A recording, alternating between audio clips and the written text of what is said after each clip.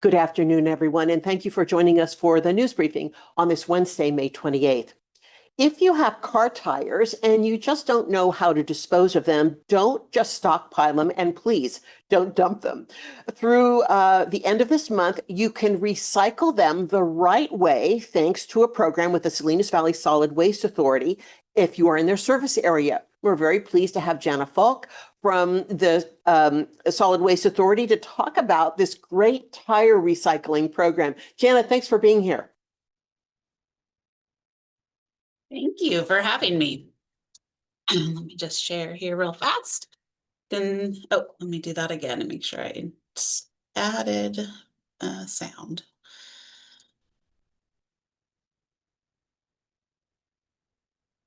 Okay, you can see my screen all right? I sure can. All right. Well, thank you for having me. I'm Janna Faulk with Salinas Valley Recycles, Salinas Valley Solid Waste Authority. As many of you may know, we are working toward a future without landfills, but we're also trying to do our best to end illegal dumping. And so with that, I'll mention Tire Amnesty today and go over just a few of our other programs. So we all know illegal dumping is a blight to our communities and our health, and it doesn't go away for free. We spend quite a bit of money on that, but let's not just take my word for it. Let's hear what Chris Lopez has to say. Illegal dumping. I mean, who cares, right? You should care. And here's 3 reasons why. Did you know that you pay for illegal dumping? A portion of every taxpayer's contribution is paying to clean up illegal dumping, which is far more expensive than preventative measures or just doing the right thing. Illegal dumping sites aren't just unsightly. They're dangerous. Dump sites have been known to catch fire, attract vermin, and contain toxic and hazardous materials. Illegal dumping poses nasty health risks to our community, leaching into the soil where we grow our food, into the air we breathe, and into the water we drink. Illegal dumping is everyone's problem. Help us stop illegal dumping and visit salinasvalleyrecycles.org in case you ever wonder about. So thanks, Chris, for sharing about illegal dumping with us. So in Monterey County, we remove on average 200 tons annually of illegally dumped waste, and that's roughly 30 elephants worth of waste, which is a lot. And the top 3 items that are illegally dumped are tires, which we accept during amnesty events for free, mattresses, and e-waste, which are free year-round at all of our facilities. So 26 years ago, to curb this illegal dumping problem and provide for more recycling of tires, Salinas Valley Recycles got the first CalRecycle grant for Tire Amnesty Program. We've been running on average 2 amnesty events per year, and over the last 10 years, 15,000 tires have been collected annually. And in total, 360,000 tires have been sent to recycling instead of littered or disposed of. So that's pretty great. Let's see what our team has to say. Got tires? For a limited time, Salinas Valley Recycles is accepting your old and used tires for free. Littered tires throughout the Central Coast can cause all sorts of problems like fires, erosions, and mosquitoes. Luckily, our locations in Salinas, Gonzales, and King City will be taking them in for free during our Tire Amnesty event. We will be accepting car and small truck tires, up to 9 per trip. For more information, follow us or visit salinasvalleyrecycles.org. Let's hit the brakes on tire waste. So we are accepting residential tires. It's not intended for businesses, but here's a list of things that are not allowed in the Tire Amnesty Program, many of which we will still take for a fee, just not for free. So our recycled event is going until Saturday. So if you still have tires sitting in your yard or somewhere that you're waiting to get rid of, now's the perfect time. Come to one of our 3 facilities and drop off up to 9 tires for free during amnesty. And then along with our tire program, I just want to take a second to talk about other items that don't belong in curbside carts or illegally dumped, obviously. So we do have a household hazardous waste facility at our recycling center at Madison Lane next to the Republic Services transfer station. You can bring up to 125 pounds of hazardous waste per household every month, which should more than take care of everybody's household needs. And additionally, for our South County residents, we have ABOP stations at Johnson Canyon and at Halone Road to collect antifreeze, batteries, oils, and paint. And then also just wanted to note at our all of our facilities, we take a lot of materials for free. Appliances, washers, heaters, cardboard. At Madison Lane, we do accept rolled carpet and carpet padding as long as it's taken in properly without trash. We have clothing and shoe boxes for recycling. Mattresses and box springs are free. Electronic computers. And then source separated recyclables such as cardboard, paper, glass, metal, scrap metal, metal cans, and rigid plastic. So we try to provide all the options for where you can bring things. And if you're not already following us, please do. We're on all the socials. And then join our newsletter so you're updated on all our events. So thank you and happy to answer questions. And Janna, thank you so much for that. And I just got to say, you guys have a lot of fun with your outreach, and you seem to get a lot of your staff and important local officials who we know involved. Can you talk a little bit about how the community has responded? Because you kind of make it fun and accessible, and your employees seem to be involved as well. Yes, thank you for sharing that.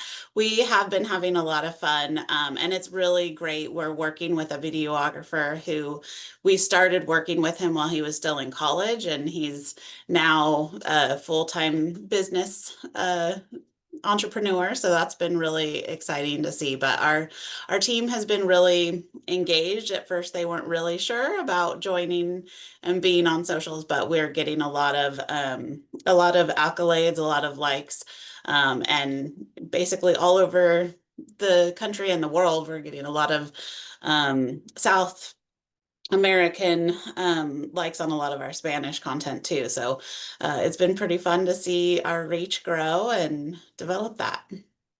And something else very important that you mentioned was there are items that are accepted for free. I think a lot of people have a preconceived idea that everything is going to be at cost.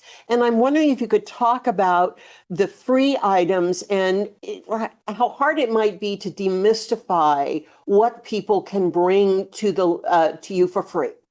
Yeah, that's a great question. Well, in total, what we found from our waste characterization studies, literally people dug through the trash that we've thrown away.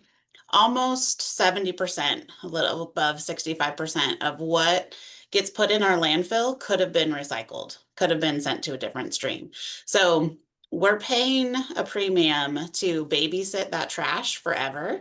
Our recycling rates have a longevity built into them, so we have to take care of that trash forever. That's really what you're paying for when you dispose of your materials. So really, if it's anything that can be made into something new, so all paper products that are not covered in food, I guess, not food waste paper, paper, cardboard, all should be going in your blue cart. If you have bulky cardboard, take it into our facilities.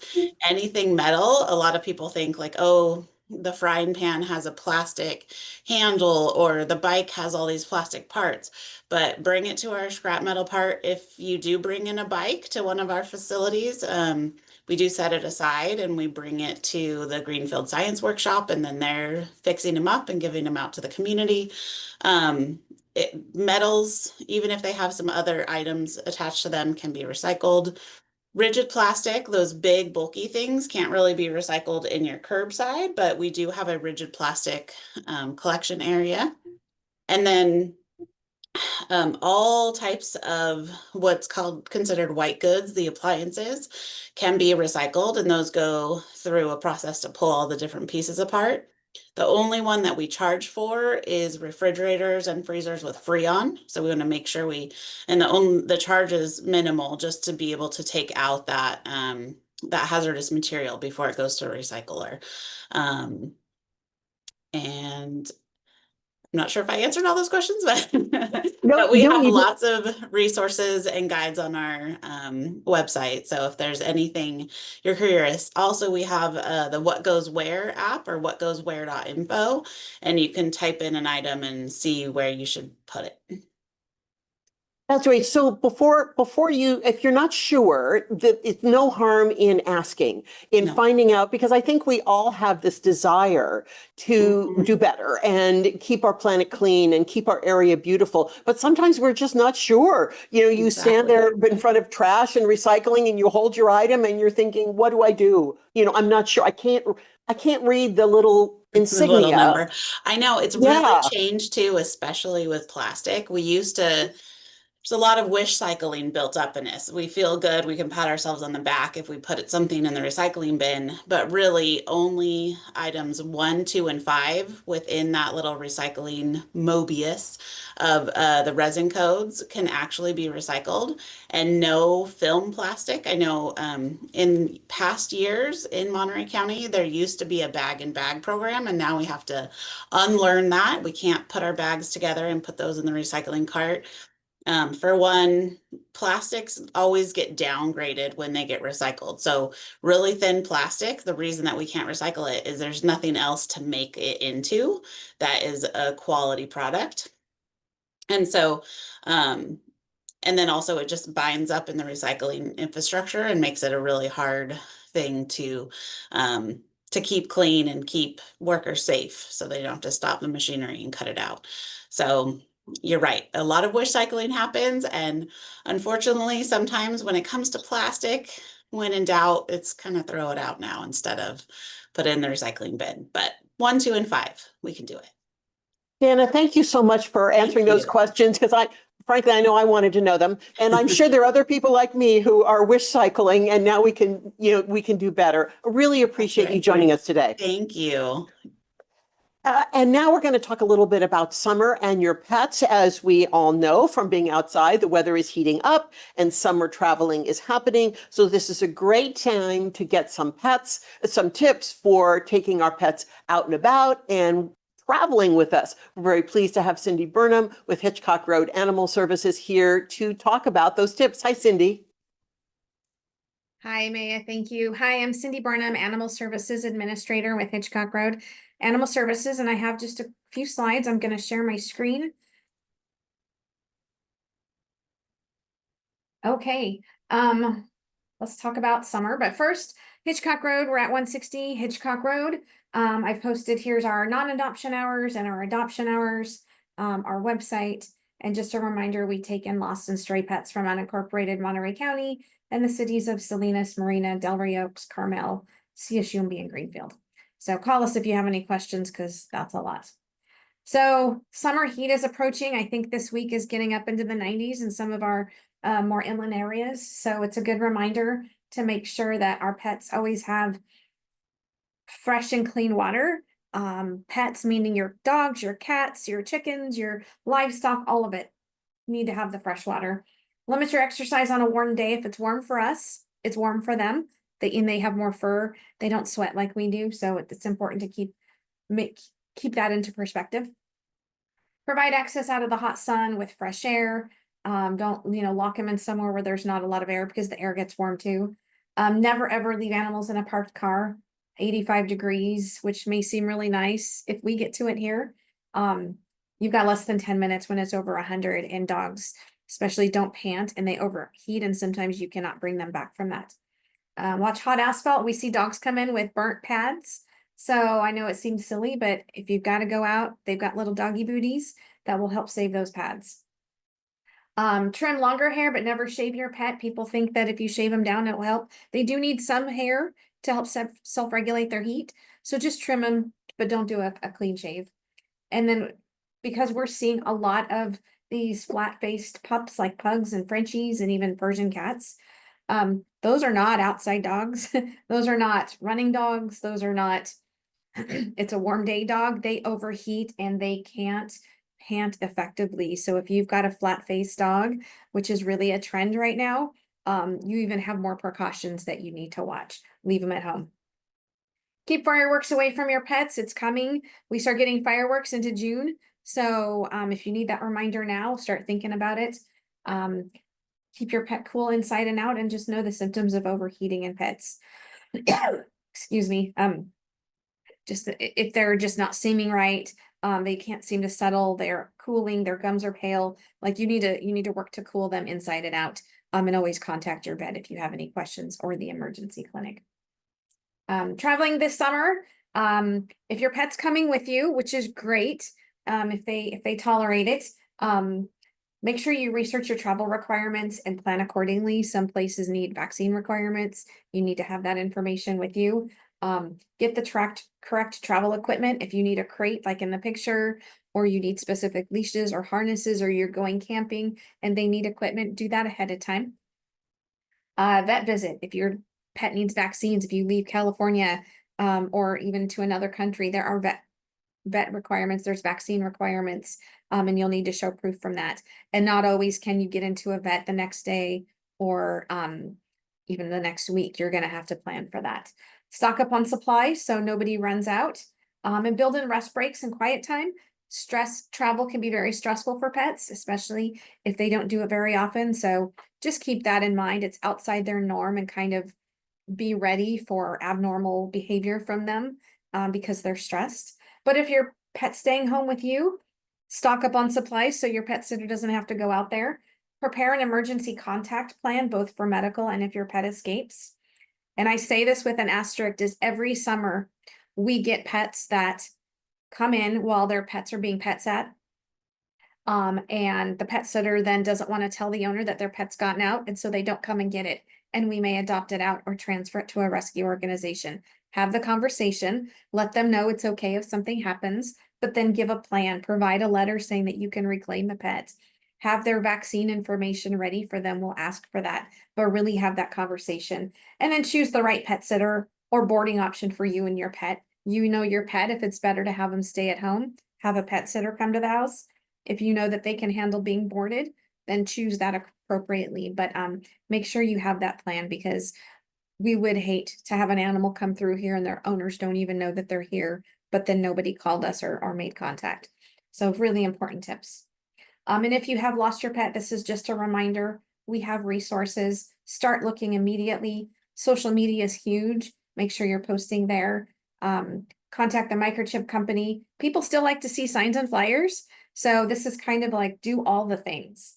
And don't give up. Scared pets can hide or be brought in by finders days, sometimes weeks afterwards. And then if you've, oh, it's going backwards. Found a lost pet, same thing. We have resources. If you text 831-FOUND, look for tags and numbers. Ask around the neighborhood. A lot of people recognize their neighbors' pets. And if you can't hold on to it and you've made efforts to find the owner, we're here. We would rather, if a dog gets out and it can be returned home to its owner safely, let's go ahead and do that. But if not, we're here for those pets. And just really quick, kitten season's here. So have a call out for dry and canned kin food, non-clumping cat litter. Also, we're starting to see an increase in our dogs population. So canned and dry dog food, gently used items, blankets, harnesses, collars, leashes. If your pets don't fit into them and they still work, we'll happily take them. We actually help provide that kind of stuff for adopters when they leave. So nobody leaves here without some working equipment on there. We do have an Amazon wish list. This is the QR code here if you want to access it. And that provides an up-to-date list on the things that we can use at the shelter. Here's my contact information one last time. And if there's any questions, I'm always here. Cindy, thank you so much for being here. And I know you had to squeeze us in between the county budget hearings that are happening at the same time. So we really appreciate. You made some really excellent points about pet sitters. And I think that pet sitters have become wildly popular, but it's really good advice as you were talking about vetting the pet sitter. And maybe you have some ideas on red flags as somebody's talking to a potential pet sitter. What are things that they should talk about for sure, but are there red flags that they should be watching for? Well, I think if you're describing the needs of your pet and it doesn't seem like they're going to abide by that, like if you're like, well, somebody needs to be here, 4 hours at a time, or sleeping at night, or, if that's not something they can commit to, I would definitely make sure you verify that. Some pets, I know, like my dogs, I have to have somebody there overnight, otherwise they're going to bark all night long. So making sure that they're very clear on what your pet needs. And it's not, some people are like, yeah, I'll come by and feed them. Which we found that they're just coming by and feeding them, but some pets require more. What's interesting is, well, not interesting, we found this in COVID too, but when people are home, their pets stay home. So when you're gone on vacation, your dog is more likely to want to get out or have separation anxiety because mom and dad aren't there. And now there's this perhaps stranger coming to check on me that throws them out of their balance. And so it's not uncommon for a pet who never gets out to get out when their routines change with a stranger. So have them come early, make sure they're very clear on the schedule, write out a schedule if it's helpful. But really have that conversation of, okay, if something happens, what do we do? Who do we call? Yes, it's okay to call me on vacation and let me know my dogs got out. I would want to know. So just don't be afraid to have those conversations to verify so that you're comfortable. And you also made a very good point about traveling out of state and checking on requirements. There's likely to be a rabies requirement in every state, but what are some other things that pet owners might not be aware of types of vaccinations that could be required elsewhere? Right. And it depends on where you're going, but you could have Lyme disease vaccines. You could have some, depending on where you're going, there's rattlesnake vaccines. So it's really, check in with the state that you're going to. Ask around where you're going. Like, is there a high propensity for certain things that you may want to protect your pet from? And then go talk to your vet. But again, I can't stress enough, do it ahead of time. A lot of vets can't accommodate you. If you're like, I'm leaving tomorrow, and I need this done now, then you may find yourself not able to do that. Thank you, Cindy, so much for these great tips to help us keep everyone safe and happy when we travel or when we're out and about. No problem. Thank you. And thanks everyone for joining us on the news briefing this week. Our next briefing is next week. We'll see you then.